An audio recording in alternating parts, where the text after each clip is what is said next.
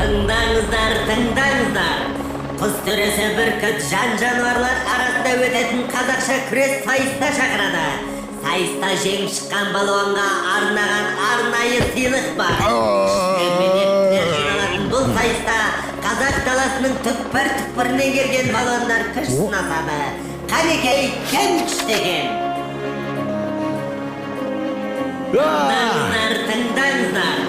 Құз төресі бүркіт жан-жануарлар арасында өтетін қазақша күрес сайыста шақырады.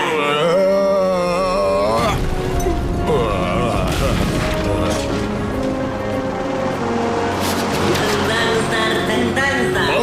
Құз төресі бүркіт жан-жануарлар арасында өтетін қазақша күрес сайыста шақырады. Сайыста жеңіп шыққан балуанға арнаған арнайы сыйлық бар. Күштілер мен епшілер жиналатын бұл сайыста қазақ даласының түкпір-түкпірінен келген балуандар күш сынасады. Қанекей кім күшті?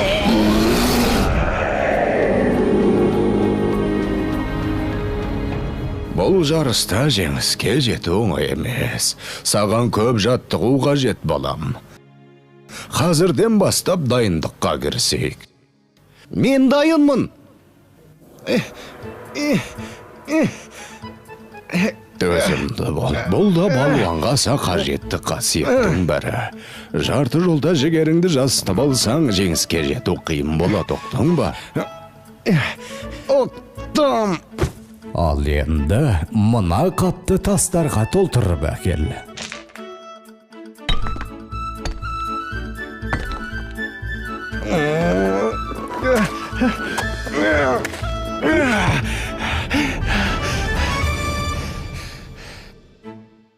Ата, қапшық толы тастың күреске не қатысы бар?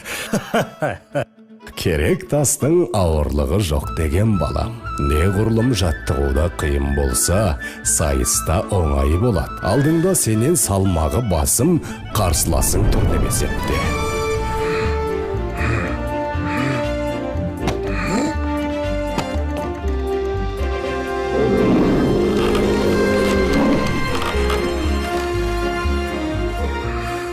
Өзіңнен күші басым қарсыласыңды әдіс айламен ғана алуға болады.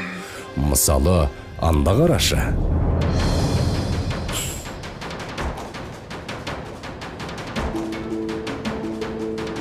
Міне, екеуінің күші тең емес.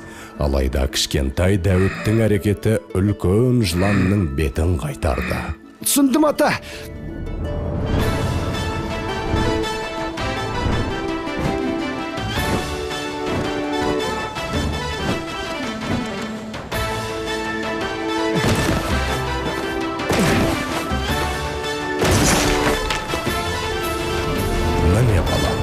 Сен сайысқа дайын болдың.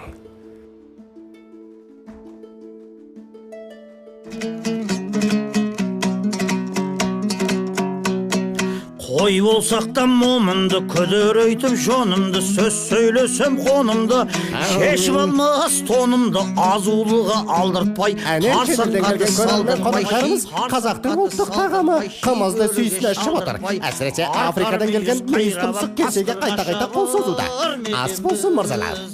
Oh yes, комаз, very good. Арқар мүйіз қайрап ап қасқырға шабыр мекен біз. Бұл жарысқа қазақ даласының түкпір-түкпірінен келген ең мықты балуандар қатысып отыр.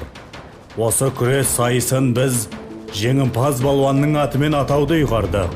Күш атасын танымас деген. Бәріңізге де жеңіс жолында сәттілік тілейміз. Мүйіз тұмсық қымызға елтіп, тұмсығымен жер сөзі тіреліп қалыпты ғой. Обалай! Алғашқа жұп, қасқыр мен қоян. Қасқыр қасқырлығын істеп менсінбей тұрған сияқты. Төреші дуадақтың да басы дуылдақ тұр. Жарайсың қоян, қорқа батыр болды деген міне осы. Ортаға екінші жұп шақырылды. Арқар мен борсық. Арқар бірден шабуылға шығып, борсықты тықсырып барады. Қойды дей мынау. Бәрекелді, борсық балуан арқардың аяғын аспаннан келтірді. Үшінші жұп, аюдай ақырған аю. Қабандай күркіреген қабанмен күрескелі жатыр. Аю балуан әдегенді атып ұрып жеңіске жетті. Қандай ғажап! Төртінші жұпқа кезек келді. Тау батыры барыс пен қыз Қызылқұмнан келген Келес балуан. Міне бел ұстасты, барыс шалыс қимылмен Келесті атып ұрды. Я, Келеске жеңіс елес боп қалғандай. Жартылай финалға қиналмай шыққандар. Қоян мен аю, борсық пен барыс балуандар. Іске сәт.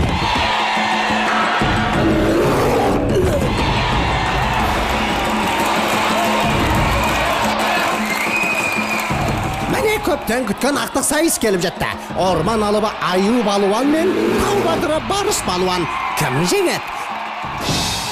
Бүкіл қазақ даласы көз тігіп отырған бұл сайыста қай балуанның күші басым болар екен. Жайқын күш иесі аюдың темірдей құрсауынан барыс ептілігінің арқасында тағы да сытылып шықты. Аю қалай лақтырса да барыс аяғынан тік түсуде. Қандай ептілік, қандай төзімділік. Барыстың жеңіске деген жігеріне таңданбас амал жоқ. Мұндайда әдіс айлы артық етпес еді. Өзіңнен күші басым қарсыласыңды әдіс айламен ғана алуға болады.